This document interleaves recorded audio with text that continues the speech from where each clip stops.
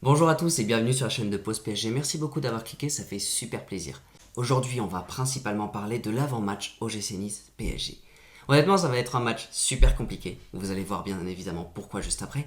Et justement, on va bien parler de la question comment gagner sans Mbappé. Et bien évidemment sans Verratti. Bien évidemment, je vous rappelle qu'on va être en live pour tous les matchs du PSG, que ce soit la Ligue des Champions, que ce soit la Ligue 1, et bien évidemment, j'ai pas oublié la Coupe du Monde au Qatar 2022 qui va arriver très prochainement, donc forcément, il y aura des lives également là-dessus. Donc bien évidemment les amis, n'oubliez pas le petit pouce bleu en l'air pour le soutien de la chaîne, et il est temps pour moi de vous souhaiter une très très bonne vidéo, juste après l'introduction.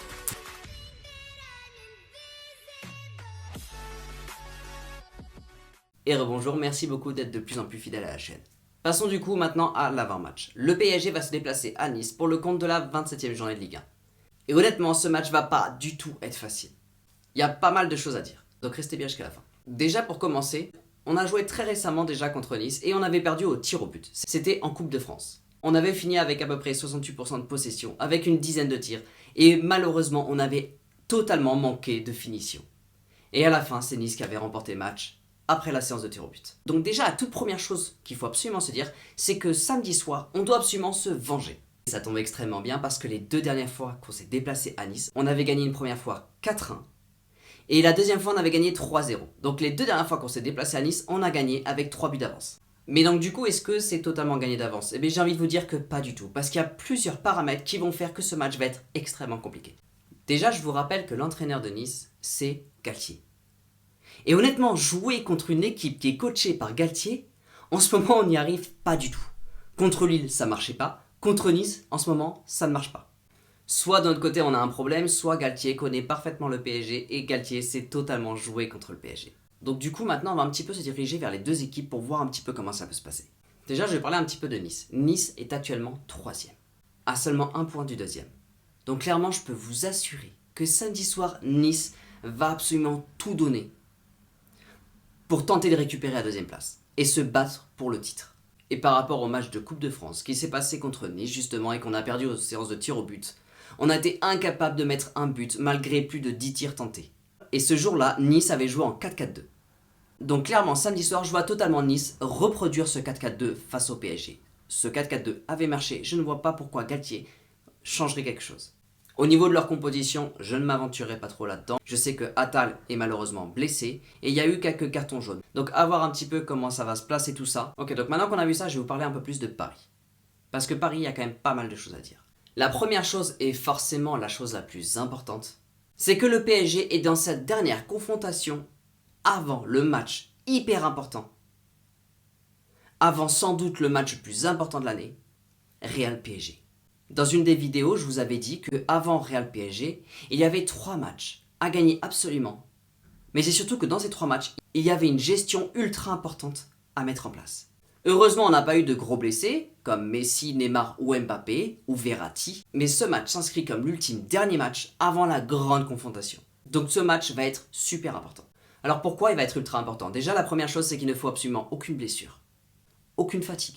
Il faut absolument que tout le monde ait bien tourné pour qu'on ait une équipe parfaite avant mercredi prochain. Mais même avec ça, on pourrait quand même se dire du coup qu'un nul, ou même une victoire, serait pas très grave, parce que le plus important, c'est le Real Madrid.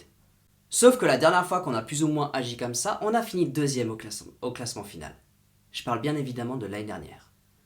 Donc cette année, on doit privilégier forcément la Ligue des Champions, mais on n'a pas le droit de tirer un trait sur ce championnat. Et encore une fois, bravo, la semaine dernière, on a gagné 3-1. On a pris un but et on a relevé les épaules hyper rapidement. Alors bien évidemment, il y avait un fameux Kylian Mbappé qui a totalement détruit le match avec un doublé et une passe décisive miraculeuse. Mais cette fois-ci, Kylian ne sera pas là. Et même s'il n'est pas là, on doit quand même gagner. Pour 2 raisons. La première, c'est qu'on doit gagner absolument tous les matchs. Et bien évidemment, on doit conserver notre titre. On doit le protéger absolument. Mais la deuxième, c'est qu'il y en a marre de se faire battre par ce coach Galtier. Et samedi soir, on doit absolument se venger. De Galtier et bien évidemment de cette Coupe de France, on a été éliminés. Se faire battre par Galtier, c'est marrant 2 minutes, mais au bout d'un moment, il faut clairement montrer les crocs. Mais il va y avoir une dernière chose à montrer samedi soir. C'est que oui, Verratti ne sera pas là parce qu'il y a eu un gros problème avec un arbitre et du coup il a pris plusieurs matchs de suspension. Oui, Mbappé ne sera pas là parce que également durant ce match-là, il a eu un match de suspension. Donc Verratti et Mbappé ne seront pas là. Alors n'hésitez pas à me dire dans les commentaires pour me confirmer que Verratti ne sera absolument pas là. À mes souvenirs, il avait plusieurs matchs de suspension dû au gros problème justement avec l'arbitre. Donc n'hésitez pas à me confirmer dans les commentaires si je ne dis pas de bêtises. Ok, excusez-moi, je fais une pause juste 2 secondes. Plusieurs fois, je suis allé récupérer des informations sur la suspension de Verratti due justement avec l'arbitrage lors de Nantes-PSG. Et malheureusement, j'ai cru vraiment que Verratti allait prendre 2 matchs d'affilée de suspension. En fait, non, il prend un match de suspension pour PSG Saint-Etienne. Il en reprend un pour quand on va affronter Bordeaux. Mais ce week-end, rassurez-vous, finalement, il sera là. J'ai récupéré les informations et elles n'étaient pas si faciles que ça à récupérer. La décision de la discipline a mis quand même beaucoup de temps à tomber. Donc ça change pas du tout la suite de la vidéo. Ce que je vais dire dans la suite de la vidéo coïncide beaucoup avec ce qu'il faut qu'on fasse pour samedi. Donc ne vous inquiétez pas. Je ne vous dérange pas plus longtemps. Très bonne vidéo à vous. Bref, quoi qu'il en soit, Mbappé ne sera pas là. Et en fait, j'aimerais vraiment mettre un point d'honneur sur une seule chose. Même sans Verratti et Mbappé, on se doit quand même de gagner. On a une équipe incroyable. On a du Neymar, on a du Messi, on a du Wijnaldum, on a du Danilo qui revient complètement en forme. On a une équipe complètement béton qui est prête pour la Ligue des Champions. Et on n'a pas le droit, juste en enlevant 2 joueurs, certes, clés au PSG, de faire un match nul. On n'a pas le droit de faire ça. On doit être bien plus fort que ça.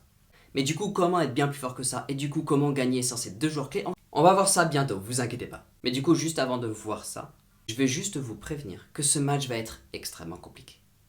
On se déplace à Nice. On n'a pas nos 2 joueurs clés. Donc du coup, clairement, ce match va être extrêmement compliqué car Nice va montrer les crocs. Le PSG doit se venger. Ça va être un match, je pense, super intense. Clairement, ça va être un match extrêmement intense. Il ne faut surtout pas que Paris tombe dans le piège de se déconcentrer vis-à-vis de l'arbitrage. Il faut que Paris reste concentré du début à la fin. Il faut que Paris montre un grand professionnalisme samedi soir. Il faut que Paris soit extrêmement attentif à tout ce qui va se passer. Et il faut qu'il joue totalement en équipe. Mais du coup, comment PSG va réussir à faire ça sans Mbappé? Je vous dis ça maintenant.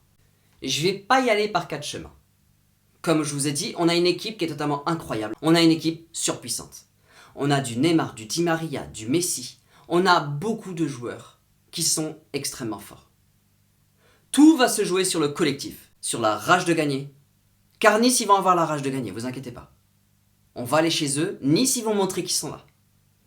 Vous inquiétez pas, ça va se voir très rapidement.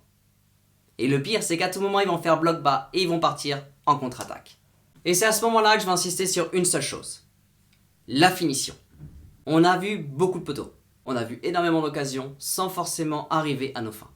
Il faut que nos attaquants, que ce soit sur penalty, que ce soit sur les frappes, il faut des réels attaquants qui aient une vraie réussite. Cette finition, on doit la travailler encore plus. Il faut que dès qu'on ait une occasion d'aller vers les buts, il faut qu'on soit extrêmement tranchant. Est-ce que vous pensez sincèrement que même sans Mbappé, on ne serait pas capable de voir un Messi et un Neymar en pleine bourre, capables de transpercer la défense de Nice? Il va y avoir également une dernière chose qui va énormément compter. Sachant que Verratti normalement n'est pas là, il faudrait absolument que Messi reprenne un placement axial pour qu'il arrive à beaucoup plus orienter le jeu.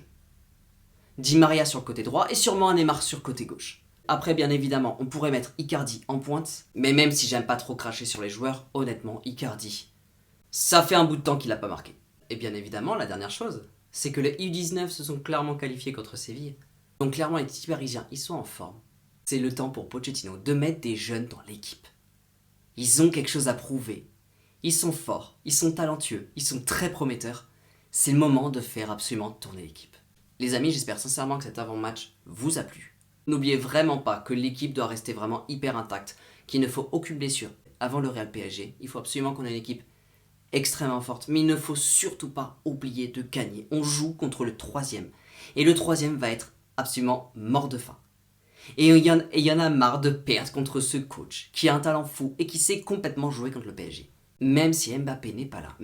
Le PSG doit quand même gagner car ils ont le talent pour y arriver. Encore une fois, tout va se jouer sur une bonne cohésion d'équipe, un jeu vraiment en groupe et surtout une finition qu'on doit absolument travailler. Encore une fois, j'espère sincèrement que cet avant-match vous a plu. Merci beaucoup d'être resté jusqu'au bout. Merci beaucoup pour le soutien que vous envoyez chaque jour. Ça fait super plaisir. Les amis, je vous souhaite un très très bon week-end. À tous ceux qui seront là samedi pendant le live Nice PSG, je vous dis clairement à demain soir. Et pour tous les autres, rendez-vous dimanche ou la semaine prochaine. N'oubliez pas les amis, prenez soin de vous. Et ici c'est Paris.